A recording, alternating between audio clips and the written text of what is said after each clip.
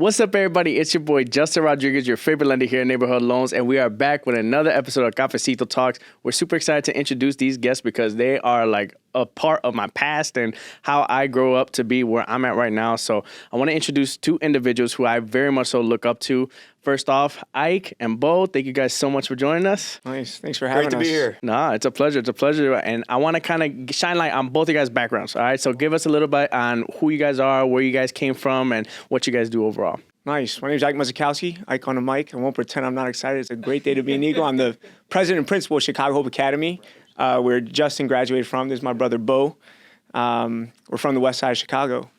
Yeah, I'm Bo. I'm a year older than Ike. We're both a few years older than Justin, but have known each other for about 10 years now. And I work at the school as well, part-time as a coach, track, cross-country, among other things, help with the fundraising. And I'm in the wealth management space. I'm a CFP, certified financial professional. And it's how I've reconnected with Justin, actually, as I've thrown business his way and vice versa. Yeah, he's actually my own personal financial advisor. So if you ever need anything, he is a great person to help out with things. But I really do appreciate you guys coming out, and I wanted to just shine light on things that I feel very proud of. And I'm very proud to be a part of Hope Academy, and that's been my upbringing. And again, I would not be where I'm at today if it wasn't for the transition that I made. It was crazy. I was in my sophomore year. I was super excited about going to Gordon Tech, and then it changed to DePaul, and then baseball opportunities upcoming, and then I came to Hope, and it was probably one of the best decisions I made in my life. It was actually a very good transition. I still talk to the friends that I have from Hope till this day, so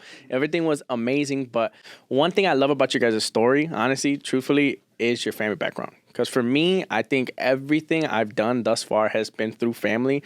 So can you guys shine light on, you guys got like hundreds of brothers and sisters together, so. Nice. Yeah, so we're number 2 and 3 of 8, 7 biological siblings, 1 adopted brother. And we grew up on the west side of Chicago, near west side of Chicago, close to like Damon and Roosevelt, Western Harrison area. And so our parents were always in urban ministry, right? Very Christian-focused family. But my dad worked in insurance, same company that Bo does. And they ran a baseball little league, a drug rehab out of the bottom floor of our house, and then a farm in Southern Illinois for men to spend a couple months detox, recover, and then come back to the city looking for jobs. So they ran a baseball little league. If you've ever seen the movie Hardball with Keanu Reeves, it's loosely based about my dad's story. And so my dad's the hardball guy. Yeah. And so there's 600 kids in the league, largest inner city little league in America, Alkield Park, where Justin used to play baseball for Hope. And so after working the league for a bunch of years, he decided to start high school. I graduated 2011. Bo was 2010, Justin 2017.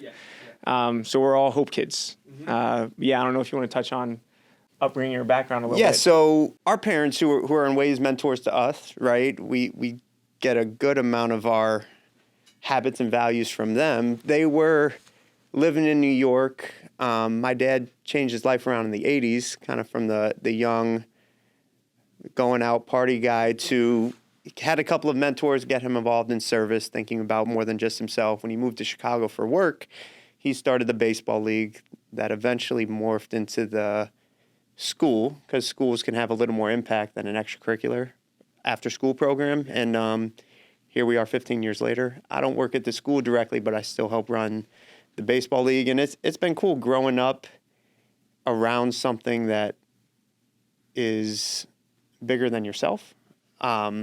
I guess we're kind of like the pastor's kid in a way, in a more fun environment like a baseball program or a school, and it's been cool to kind of pass it on to the second generation. So almost like a family business. Yeah, for sure. And I never seen a school with the mission that Hope has. Like it's really difficult to find things that you guys provide, because when I was growing up, like you said, we were just kind of talking about before camera, like for me to be able to play basketball, play baseball, be an actor on a play, like it's crazy all the things that you guys can provide. So do you kind of want to give a little insight on Hope's mission, I guess? Yeah. So Hope is it's the only non-Catholic Christian high school in the city of Chicago.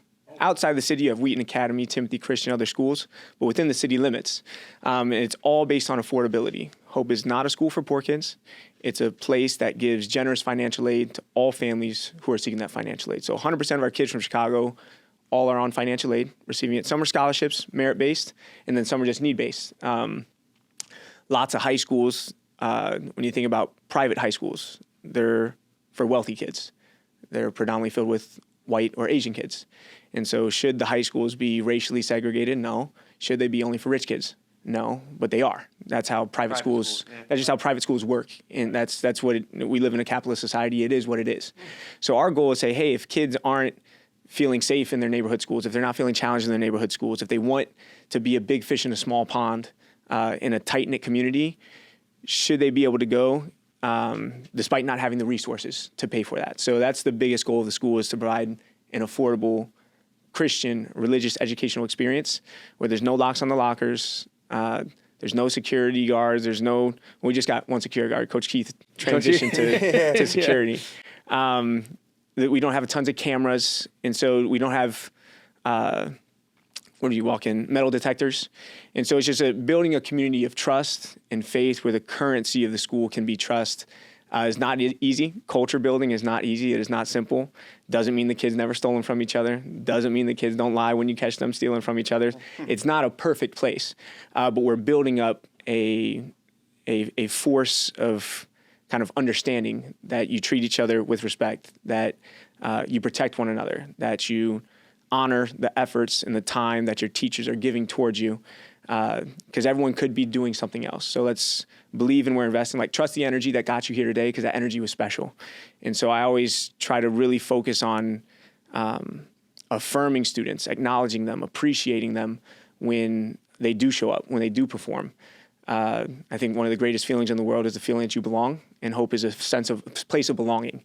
You really feel connected there. So when you were there, probably your senior year, you graduated, 40, 45 kids? Now the classes are graduating about 75 to 80 each class. So gotten a little bigger, but still has that tight-knit community.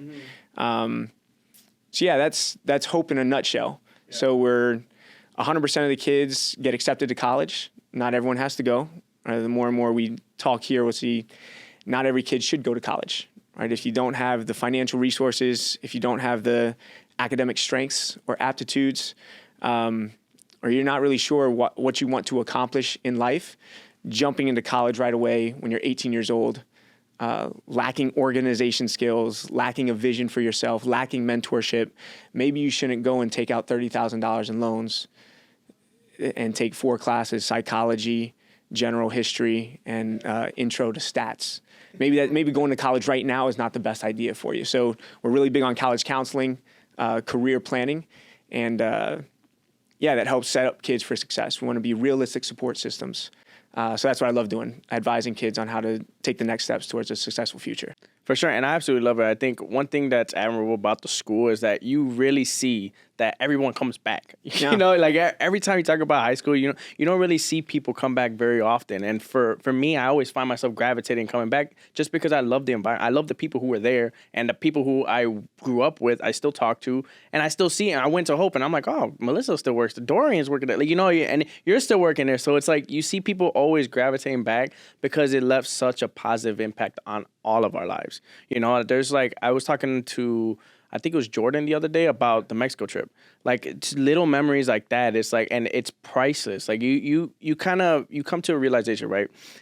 The more money you make, you even with the life experience that you have right now, doesn't fade all the new experiences or the prior experience that I had at Hope, because it's those things stay in my mind forever, and it just changed my whole life and perspective on everything. And one thing I love what you guys do, firstly, especially talking about college and different opportunities, because not everybody is built for college, right? Mm-hmm. But one thing I loved what you guys started doing was the Hope Mentor thing, and I had no idea what was going about it. Honestly, I had no idea when you guys told me to do it. I thought it was more so kind of speaking in front of people and time, but it's literally networking. And one of my cousin and I were just talking about, there's a quote, it's your network is your net worth, yeah. Right? And being at that Hope Mentor thing was exactly that. I loved it because all it was we had a bunch of individuals who whatever career they had, they just had a whole bunch of Hope students going by each person and talking about the career. Exactly. It was like a speed dating idea and just figuring out. It was a career fair Exactly. for our listeners. Exactly. It's a career fair. So you're kind of figuring out exactly what job each individual is doing and whether or not you found an interest in it.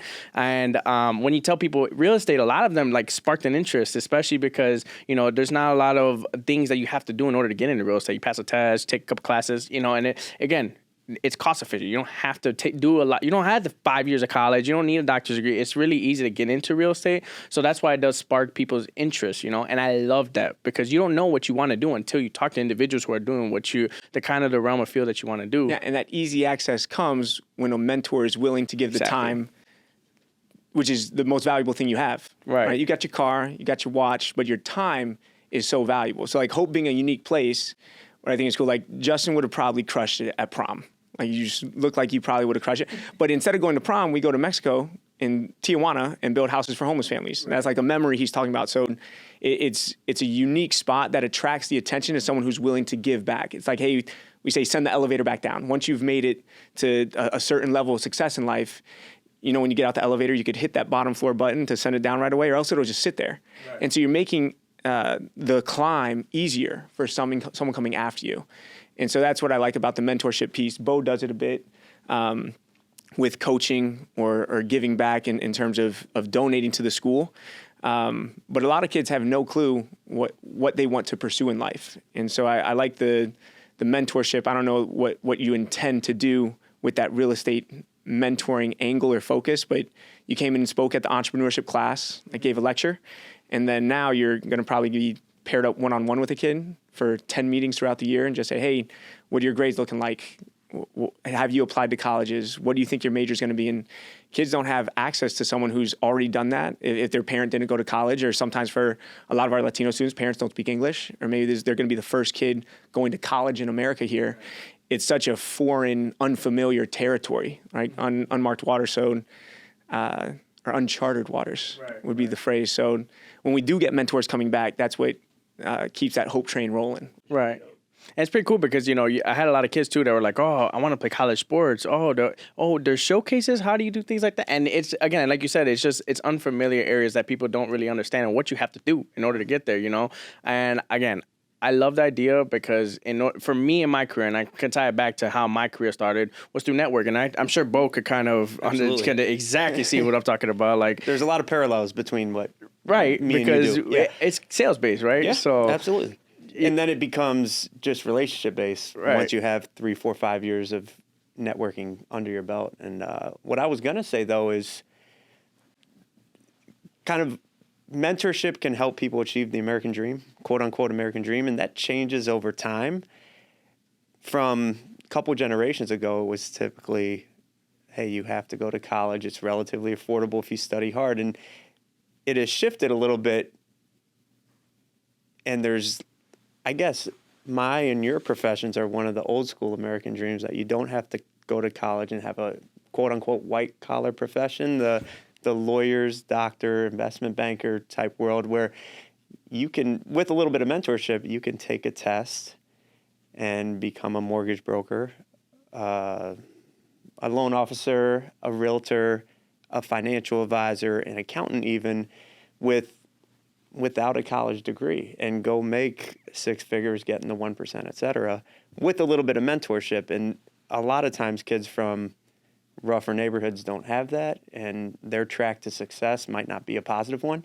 But that is more realistic, and getting people exposure to that is kind of Ike's mission, and me and you are happy to go along for the ride. Yeah, but the mentorship, when you think about, hey, you're mentoring kids, I work with 13 to 18-year-old kids every day, which is interesting. Sometimes you feel like you're not getting smarter every day as you deal with the nonsense they get into. But even our teachers, like Bo comes in and he has to explain to you, hey, are you maxing out your Roth or your 401k? What kind of financial strategies are you taking on to maximize efficiency as a spender, as a saver?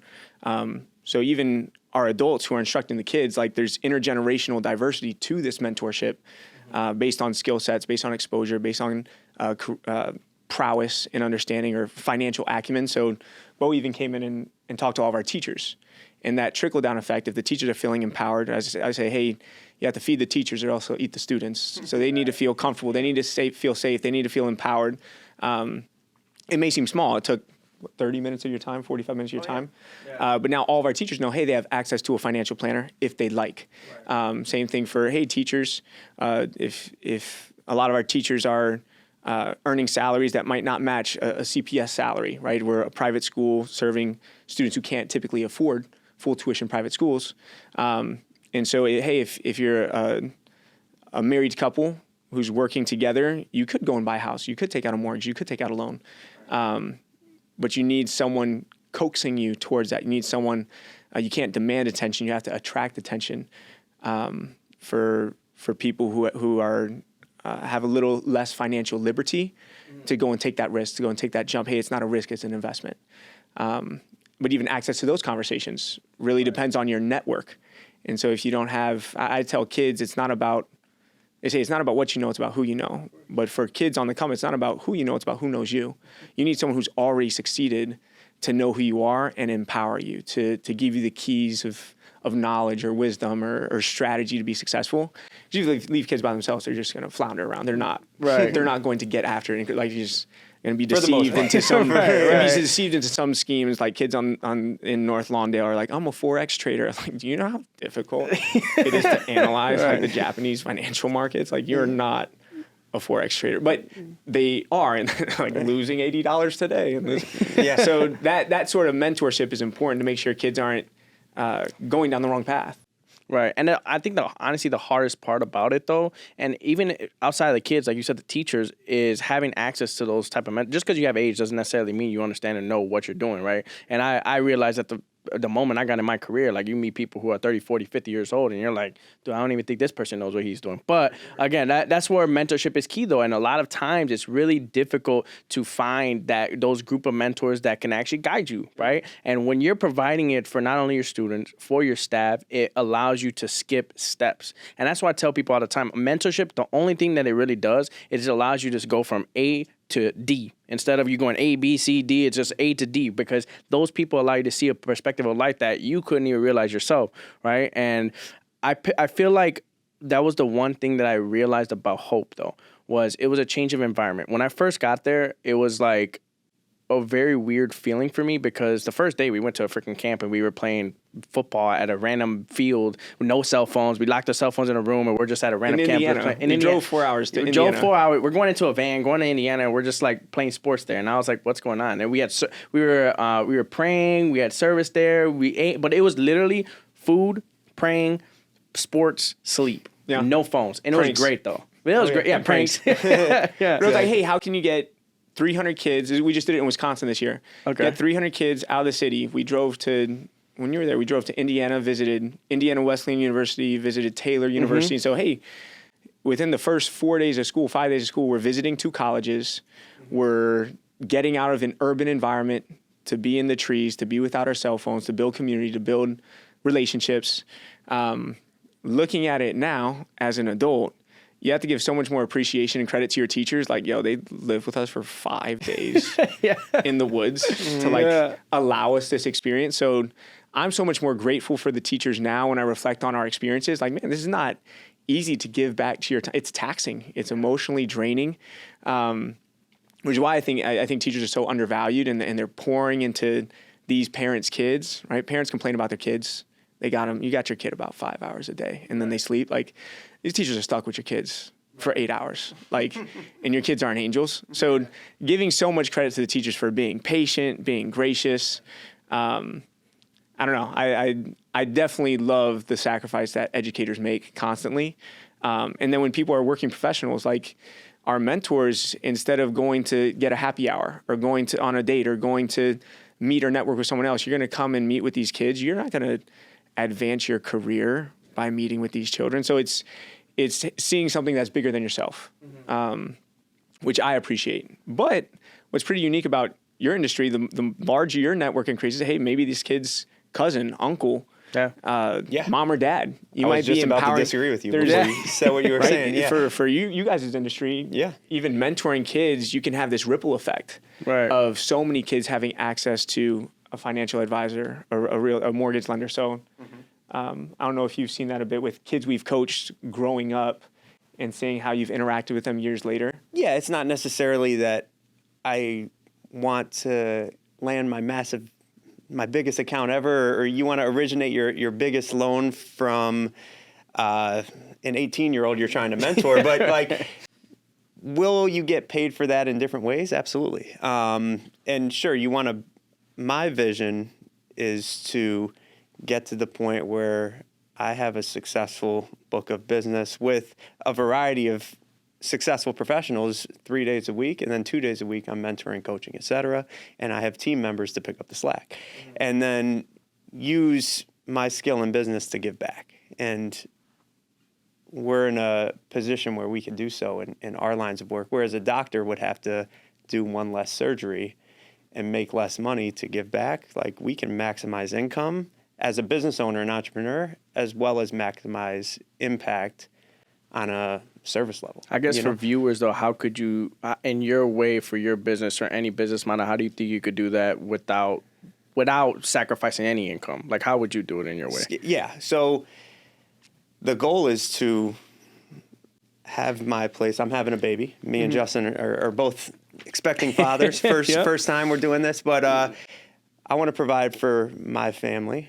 I want to own my house. I'd like to own a lake house or something like that I can invite kids out to, family members, have a communal space. In my line of work, most people golf. I'm not a golfer, but I have Bulls tickets, right? So can we get to the point in business where we have a box or multiple seats that we could take clients to, but also take kids to, or take teachers to, or take donors to the school to, that we can make an impact in a variety of ways. And I think the way to do it is, work hard, obviously, build a clientele so that you have enough income to hire a team around you, so that when you're not there, your team can run the business as effectively as if you're not. So hiring assistants that are good at things that you're not good at. For example, I'm not good at paperwork. I'm not a detailed person, but my assistant, Anita, she's older, has been doing this 30 years, and makes sure nothing ever slips through the cracks. And that complements myself, who's always running around. Kind of reminds me of Justin in that way. So if you can do enough work, network enough to hire a team to maintain your level of business, you'll have a very nice life in your 40s and 50s. But it does take 5 to 10 years to build. And I kind of figure it's, again, I think it's kind of figuring out the art of delegation. Like, you got to learn how to delegate. Because that was something that was really tough for me when I first got into it. Because it was like, nobody could do it like me. Like, I'm me. I'm the reason. I'm me. I still struggle with it. I still struggle with it. That's what I'm saying. You try to figure out how to do it. But there's never a correct way to find out. But Absolutely. I feel like when I first got my assistant, it was tough. Because then you get into a weird point in my career, at least, I was like, okay, I have an assistant. I don't want her to not have work, so let me go ahead and delegate. Am I delegating too much? Am I doing it? And you're trying to, in a weird spot where you're like, okay, her salary's on the line because of me, so I got to make sure I'm producing enough. And you're like really grinding, but then at the same time, you're like, wait, am I pushing too much on this person? Or how do I know what's a good balance on both sides? And you don't want to overflood the person, but it's definitely something that you have to learn, because it's impossible to be you're spread so thin. I struggled with that in my 20s. I'm 32. I struggled with that in my 20s because I was cheap. I always, when I was 23, me and a buddy bought a rental property. Should have learned made every mistake we could have, but eventually had 6 units, and half my bills were paid. So I never invested at work like I should have. I had a part-time assistant that got everything done for me, but I didn't have to scale this quickly because I had rental income. So I had a little more time. The silver lining, I had more time to coach. I had more time to pursue my own athletic endeavors. So it worked out for the better. But had I invested in a assistant full-time, I could have scaled my business way more in my 20s. So the goal is to invest, do not be cheap when you do hire an assistant, in my world or in your world, so that person is competent, they're paid well, and they'll never leave you. Right.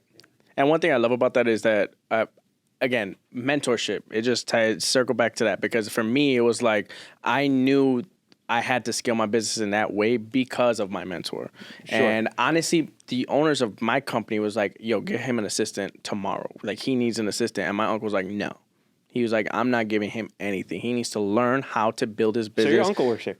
Huh? Your uncle works here? Yeah. I did not know He's that. So Okay. he's the area manager of the company. So background Got on it, me got it. and on my situation is my uncle's area manager of my company. I was getting into accounting. I hated it. I could not. I'm very talkative. I love to talk, and I love numbers though. So I kind of wanted to find a middle ground between the two.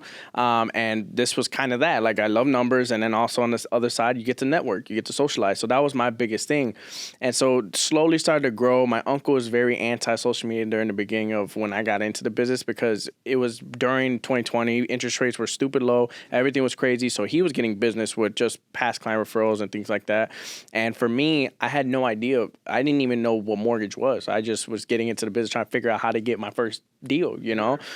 So during this time, I found a spin of social media, and my uncle was like, no, pick up the phone, pound people, call people all the time. And I'm like, I don't like cold calling. I don't want to do that. So I just kind of like started posting here and there, little by little, drip, drip, drip.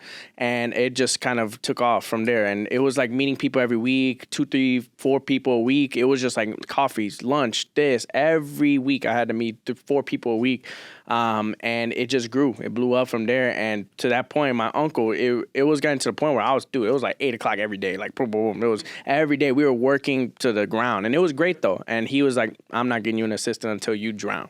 And then, okay, lift you up. Now it's time for an assistant, you know? Cool. Yeah. You could have gone out and hired your own, even like if you really wanted to go rogue, but it clearly worked out. I didn't have a kid at that point. So I was like, I mean, if like I said, it's cheap. I mean, I'm not paying anything out of pocket, so I might as well just grind it until, you know, until the end kind of goes. But hey, thank you so much for watching this video thus far. Don't forget to like and subscribe, and you can watch our future videos. Now it's time to go back to the show. All right, guys, we're back, and we just took a little break, but I just wanted to dive deep into something, and this topic really interests me, right? I think, Ike, one thing that really fascinates me, especially about your situation, is you have the ability, right? And to get into any career field that you pretty much want to, you're very well educated, and I feel like for you, you did have the opportunity to kind of get into the field that both want to, but you, instead of going right, you went left. Give us a little insight on that and why you chose to do so. Nice. So we both went to Columbia University in New York City. We studied economics. Again, not my mentor, but his experience was my shortcut for, hey, I'll take the classes that you thought were beneficial, or I'll skip the classes that were unnecessary. Calc 1 and 3 sequence instead of Calc 2 and 4 sequence. So I appreciate things like that. But I went to Columbia for undergrad. I went to Harvard for graduate school. And then I went to Hope. And so the notion, I like the 2 schools I went to for college, but Hope was always my favorite place. So I got a job offer to work in investment banking in New York City. And when you're in Columbia, in the econ department, it's kind of like the rat race. Like, hey, I don't want to join the rat race because I ain't a rat is one thing. It was like, hey, there's such high levels of stress and dedication to helping very wealthy people earn more money. Is just what an entry-level analyst is doing at a lot of these financial institutions, which is cool. If that's the lifestyle you want to pursue, if that's the savings you want to have, it just wasn't for me. I was too much attracted by community building. How you say you're a very social, interactive individual. Like if I wasn't working at Hope, I think I want to be a kindergarten teacher. I love interacting with 5-year-old kids and seeing how they view the world, like from the floor up, watching ants walking on the sidewalk, anything like that. I find hyper entertaining and fulfilling. So I love being with kids and being able to work at a school that our parents founded where I went. I got 7 brothers and sisters who went there. So every single kid at Hope was either my classmate or a kid that I was the college counselor for or principal for across 19 years of the school's existence. We're about to go into year 20. So that community is super special to me. And so that's what attracted me to that. So, I thought it was a very easy decision to make. I was super excited for it. And then there's also the calling of, hey, I'm already successful. Right. And that is not saying, hey, I'm a millionaire by any means. But I've achieved the things I want to achieve in life. I've gone to college twice. I have a good reputation. People know I've got a good heart. I'm a nice guy. I'm a fun guy. I live life to the fullest. I'm really enjoying life. My life is a lot of fun, and I enjoy it. And I think a lot of other people see that I enjoy it. And I think it primarily stems just from core values and confidence in myself, but also my relationships. I really enjoy a lot of the relationships I have, and I get to build relationships every single day in the school. So that's what's super fulfilling to me. But then it's also thinking, hey, a lot of kids don't have the same opportunities I have because they didn't grow up in a household where both their parents went to college, where both of their parents are determined for you to work hard and set expectations, for you to have high expectations for yourself, and then go out there and chase big goals. Try to get into Ivy League schools twice. Like that's something that my parents sort of drove us towards. And all my siblings are like that, super competitive, very competitive with one another, which is always interesting. You got, 7 kids, 1 bathroom, 6 toothbrushes, like who's got to share is sort of like what we grew up around, but we all had love for each other. But when I think about kids who's maybe, hey, your parents don't speak English, or hey, maybe you're not coming from a 2-parent household, or hey, you're not coming from, you can have 2 parents, but for the financial struggle is real. And so a lot of students in the communities that I work with, I think about the west side of Chicago being Austin, West Garfield Park, East Garfield Park, North Lawndale. Millions of people in Chicago try to say they're West Siders. That's just like for to keep things efficient and simple. Hey, those are sort of the West Side neighborhoods I'm talking about. Unemployment rates, 22%. Right, Chicago's got an 8% unemployment rate. Right, people out of the labor force, not working or not technically unemployed, 45%. So half the community is not working, not in school. Thinking about home ownership, who has a car? 45% of the people in these communities don't have a car. Right, so you're not mobile. There's public transit, sure, but do you have access to opportunities? There's less than 15%, less than 6% of people in East Garfield Park have a college degree. So 94% don't. Do you think that community is going to be like financially successful? Yeah. Only 39% of Americans graduate from college, have a master's degree, PhD, or a bachelor's. But when you think about sort of those stats, even if you're a black kid in Chicago public schools, a male, the likelihood that you graduate college within 6 years of finishing high school is like less than 5%. If you're going to your local neighborhood public school in Chicago. So but it's like you can be financially independent and successful without all of those things. And I will interrupt you for a second and go back to Ike's situation. He had the opportunity to go be an investment banker in New York City. For reference, as a 23-year-old in your first or second year, you will make $150,000 a year in that profession, working 70, 80, 90 hours a week. However, Ike went to Hope as a 23-year-old, and you made what, 35, 40 grand 31. in your first year? Started 31. 31 grand. Nonprofit world. That's not easy. Ike McDonald's.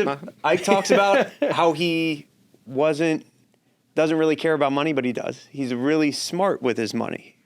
Better than me. I know all the rules, but Ike's a really disciplined budgeter and saver. On his $31,000 a year salary, he lived at home for a little bit, and then his second place was $500 a month with some roommates that he could walk to work, right? So he didn't need a car. He oftentimes ate the basic food at school that was didn't eat out much, shopped at home, got his credit card points right and his credit score right, so he could buy a house. Him and my youngest brother, he was 24, my youngest brother was 22. They bought a condo together on the west side for $150K. Down payment was less than 10 grand. He used some of that income because they had a third roommate who rented from them to pay for his grad school, 30, 40 grand out of pocket, even though he never made more than 50K before he went to grad school. So there are really easy ways to get financially successful, even if you're not making a ton of money. A lot of it's with self-control. Right. Not to flatter myself, thanks for the kind words. But hey, having self-control is so difficult, especially with the impulsive nature of a consumer society that we're ensconced in. Like everyone is addicted to entertainment in some capacity or having cool things, right? We think about you could save money. You see just these kids. It's ridiculous. I see some kids whose families don't have a lot of financial resources. Uber Eats, Starbucks, every single day buying things, walking around with the shoes with the fat shoelaces. What are they called? No idea. The Off-Whites. Off-Whites. Dude, I was like, oh my goodness. $2,000. It was like, hey, these are $500, $700, $2,000 shoes.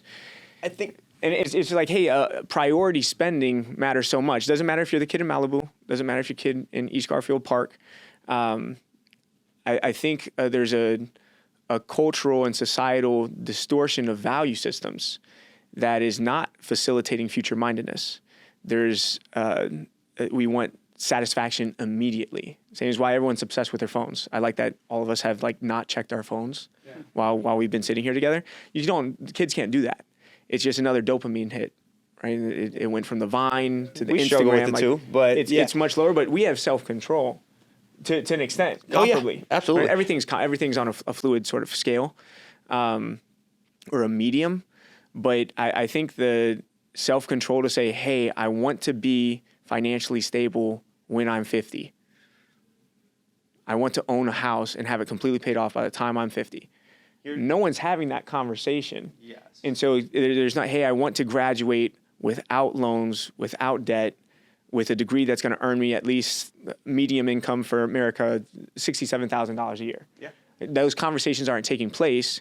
And if it's not happening around the dinner table, there's this cycle of difficulty of not breaking the cycle of intergenerational poverty, which is just most easily facilitated through education. But if not, there's alternate careers that you can pursue and be successful. You don't have to go to college. But I'm seeing a lot of times in under-resourced neighborhoods, disenfranchised neighborhoods, that there's not a lot of empowerment initiatives that you're like, yo, that organization is changing the tide for this entire community. You just don't see that in many places. So that's a challenge. I think education is the great equalizer. I think every kid deserves a quality educational system in their neighborhood. It's a reality that it's not true. Why do certain schools in poor neighborhoods not have great schools? You can walk back generations, decades, a century to systemic racism. But hey, what do we do right now? So what is the solution right now? So I don't have the education solutions for all of Chicago, but I'm watching 300 kids and their families choose my school instead of their local public school. But do you feel like that's your overall goal, to kind of spread hope to like different areas of Chicago? It would be nice to scale. Right. The financial needs of the school with our donor base. How sustainable is this? Hey, we've got about 2 years in the bank right now. If we stopped all fundraising initiatives, hey, hope would go on through 2025. But the goal would be, hey, could we scale down to 6th, 7th, and 8th grade? Can we get kids sooner so that we can impact them longer and accelerate their trajectory at a steeper level? I don't know if I cut you off when you're trying to talk about, hey, it's not just about so earnings there. I think what Ike's trying to say is they have a really good thing going on at Hope. It's a great community, private school resources without private school tuition, and a hardworking kid who goes to Hope will graduate. Now the question becomes, and I think most people listening to this, our audience here is financially motivated. The question becomes, what do you do when you're 18, right? So I could give advice to some 18-year-olds. If you want to make money and you don't want to necessarily go to college, I think the biggest thing that people are attracted to, especially in lower income neighborhoods, is a car. What I have seen with the kids that I've mentored is once you start working, you get a little bit of money in your pocket, your first instinct is to buy a car. Why? Because cars get you attention, right? Oftentimes for dudes, it's from the opposite sex, or just the mobility and freedom that comes along with having a car. So I graduated, luckily, without student loans at age 22. First 6 months, I made about $70,000 my first year. Not bad, not great. I lived at home, saved up 20 grand. My buddy, who is a construction guy, I know nothing about construction, but he does, he said, let's buy a 3-flat. We buy a 3-flat. I spend my whole 20 grand fixing it up. If I had better mentors, it would have cost me less. So get a real estate mentor before you get into it.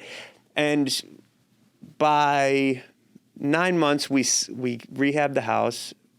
Our mortgage was about $1,100, and we were collecting $2,200 in rent.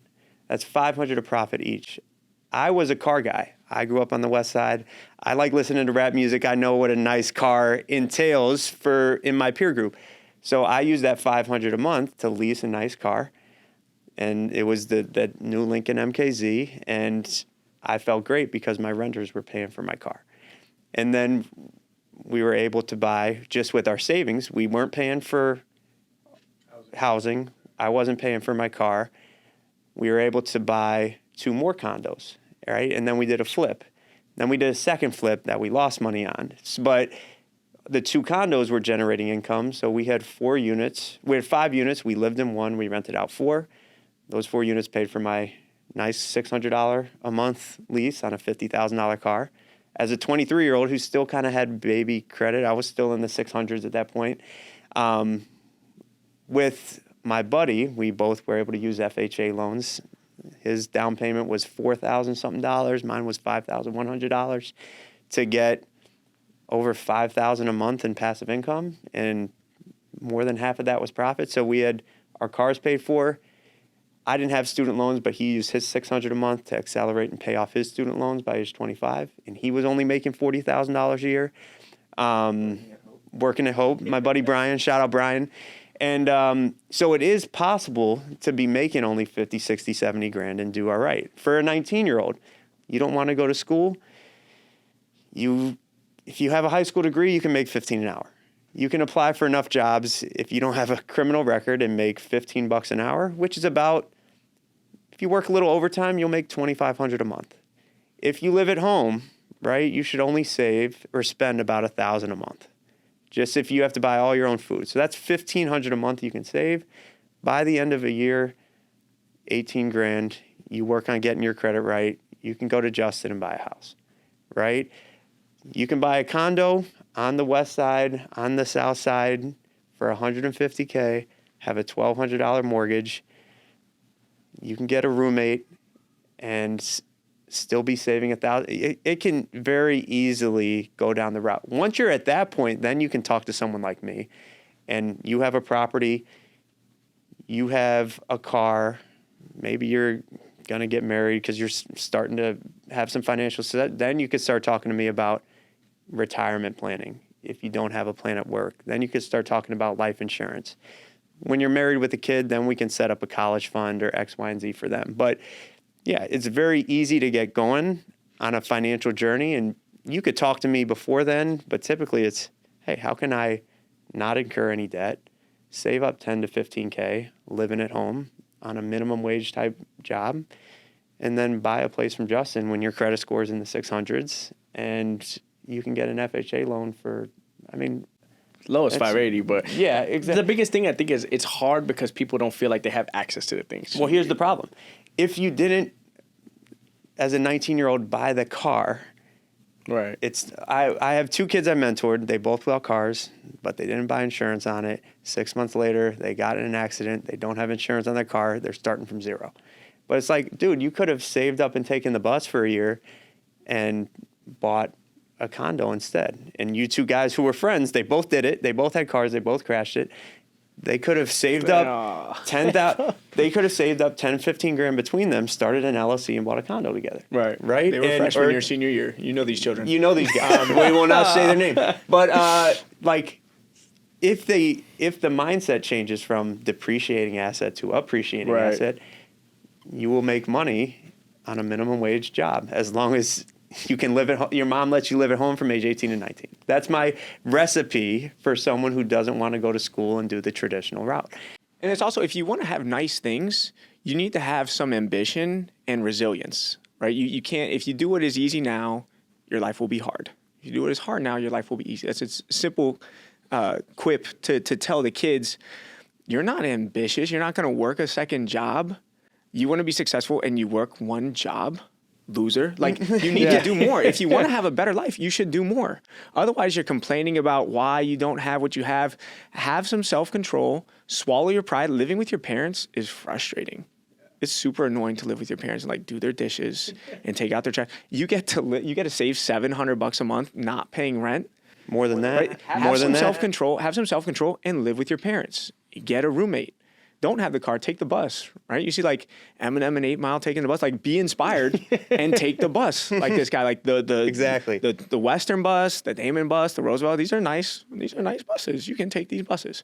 But people don't want to do those things. Right. It's the United States of excuses. And it's the United States of, hey, take advantage of the PPP loans when you never had. It's like people are taking advantage of PPP loans and then they had never had the business, so they get exposed once the IRS hires more and more people.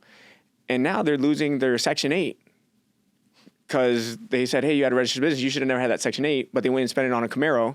And now they don't have gas to put in the Camaro or a home to live in. Right. So you're just like, now you got to go move with someone else. But that sense of entitlement, and people think they deserve things without working for them. I think we have a culture in society. I'm sure the viewers are a bit more ambitious, as you were saying, like, hey, you have an intentional viewer base. But if you have plenty of free time and you're going to happy hour several times a week, you're going out on the weekends, like, you have more time to work, and you should grind it out in your 20s so that your 30s, 40s can be more fulfilling. And it's not easy. It's not easy. Even since I was a kid, I'm 32. From me being in high school to a high schooler now, the technology has made spending so much easier. I didn't have Uber Eats. I didn't have Uber, so a bus or walking or bike was the only option. We didn't have smartphones. They barely were coming out, so we couldn't buy stuff online like we could today.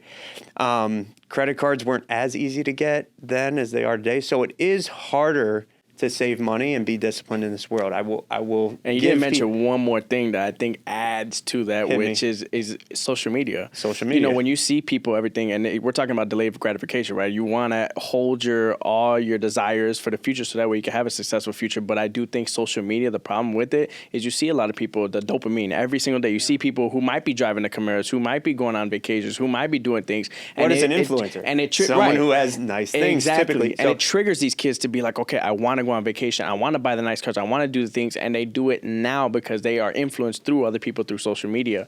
So flip the priority, right? I was like, again, I'm not perfect. I probably spend more than I should now, but I've always had the residual income to do the things that I want to because I made a couple smart decisions in my early 20s. Buy a nice investment property with the money you've saved up living at home, whether you have an Ivy League degree like me or just a high school degree from the public school down the street, you can make enough money to do it. It's very simple. Once you get there, once you own a property, once you are out of debt, you should never even get into debt outside of a mortgage in the first place. You can have that car. You can buy that second property. You can open up avenues so that you can start saving for retirement and use that secondary source of income to live the fun stuff out that you could before. If you're disciplined for longer and can get to 2, 3, 4, 5, 6 properties or X amount in the stock market, et cetera, before you start buying the fancy stuff or going on the fancy trips, I love what you said, though, because I did it with one property, and then I needed the car, but I'm in a line of work that I can make a little bit more and build my book of business every year. If you're not in that line of work and you make $40,000 a year, you might have to take your time to get to the point where you can buy and spend on some of the nicer things. But that's what having a conversation with me, that's what having a conversation with Justin can bring you. Even if you don't feel like you're at the point where I'm ready to talk to a financial advisor or I'm ready to buy a house. There's no time to waste in getting started, and you shouldn't feel ashamed in asking the questions. We'll welcome that conversation, even if it's, hey, it's going to be a year or two before you can pull the trigger, but here's the steps you need to take to get there. No, yeah, I agree. I think one thing you talk about is consumer debt. And I watch a lot of Dave Ramsey. That's one of the guys I love watching. It's just every morning I drink my coffee and I start thinking about it, but what is your guys' opinion on consumer debt? Like, what is your perspective on everything? I think you shouldn't have a credit card until you've gotten into a habit with budgeting and develop some good habits of not spending more than you make. And then a credit card can be an amazing tool for you if you treat it like a debit card and pay it off at the end of every month. I think a huge problem in society is like, I can use a credit card for something I can't afford today.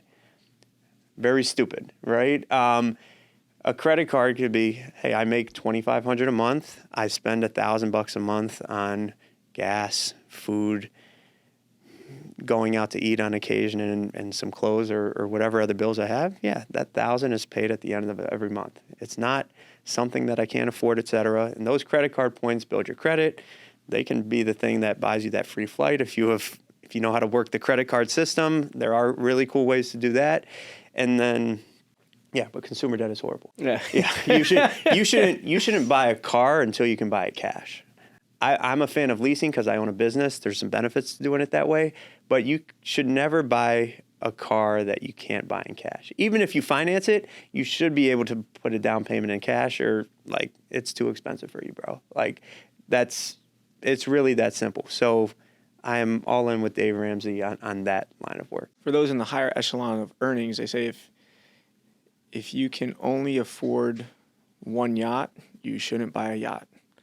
Right, like it's it's too much for you. That's too aggressive. So it's not consumer debt, but like for graduate school, right? When you think about for people investing in themselves and their education, and should they take out loans for college, lots of kids, lots of families say, "Hey, I don't want any debt.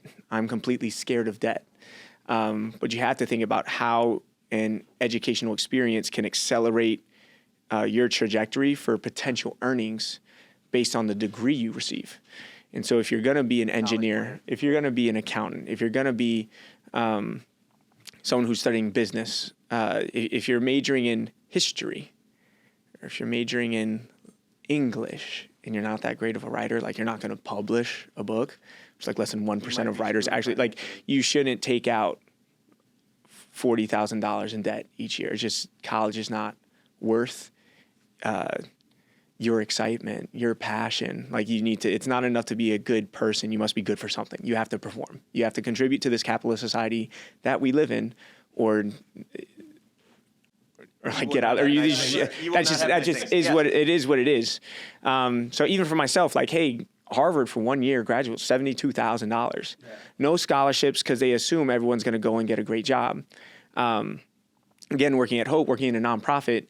Hey, you're raised the principal though, right? You got a principal raise, sure, but the mentality was, for me, I wanted to pay it all off. As an educator, there's potential loan forgiveness. What is Mr. Biden going to do? This and that. I had that Dave Ramsey anxiety, that Dave Ramsey brainwash. Like, I need to get all my loans out. I was like, oh, you could have half them forgiven? Like, you clown. Like, now you don't have $35,000 in disposable income, but like, or liquid income. So it's just like, that was one thing I was hesitant to because it was giving me stress. It was giving me anxiety. So, hey, I'm debt free, which is encouraging, but I kind of wish I had taken advantage of the strategy. Hey, if you work in education for 7 years, you have access to loan forgiveness, but I'm not effectively tapping into my mentor network of educators or effectively having long extended conversations with Bo. It's like, hey, maybe you should keep that debt knowing that the government could bail you out, or knowing that student loan forgiveness is a thing. So that's something that, hey, maybe not the biggest misstep, because it was something I felt more excited to go. Yeah, I did my part to society. I'm not putting that off on everyone else's tax dollars. And all right, now we're getting more and more trillions of dollars in debt. Does it really matter in the grander scheme of things to me as an individual? No. But I felt more confident in the work I was doing, and I handled what was mine. I'm more old school in that sense. Right. So I appreciate that, but I typically don't go around buying. I just got a new car, right? This is something. This is Bo pressure. Yeah, I made him. He needed it. As the president and principal, I'm responsible for helping raise scholarships. I have to help raise about $4.5 million in scholarships for all the kids to go to school. Mm-hmm. So I wish donors like to hoop, like play 5-on-5, run a full court. They don't. They want to golf. So you got to go golfing, or go play golf, or go to golf. I've done it like 9 times. But you can't show up in a shabby car to the golf course. Right. It's kind of out of place. So what is social expectation? What is professionalism? What does all of that mean? Like, we're not all here in tank tops and shorts right now, because it's a podcast. You don't show up in shorts. So that sort of piece, like, hey, I need to invest in this car, a depreciating asset, which I'm not super excited to have, because I know it sets the tone that I am someone who's organized, disciplined, reputable, respectable. I'm leaving a first impression versus like, yo, why are you showing up in this rinky dink?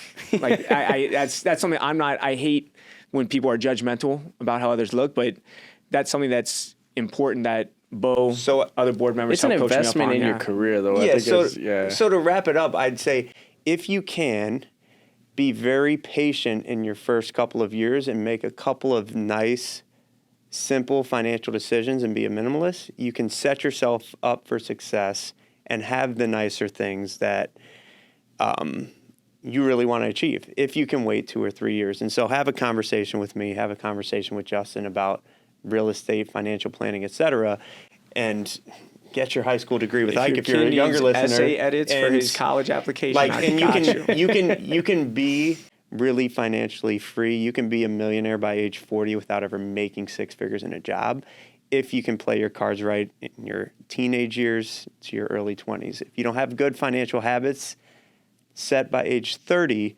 the likelihood they change is very, very small. I don't have the exact number, but that's a study that was done. Get your financial habits in order in your 20s, in your teenage years, and the world is your oyster in a place like America. For sure. Well, I want to just end off by saying thank you guys so much for coming out. I really do appreciate you guys for sharing the knowledge, dropping some bombs on everybody. It was definitely a pleasure. Thank you guys so much for watching. We really do appreciate everything. If you guys have not yet, like, subscribe, and join us for our future content that we have available. Give us a shout out to Ike and Bo for coming on to the podcast. I appreciate you guys, and I hope you guys have your cafecito.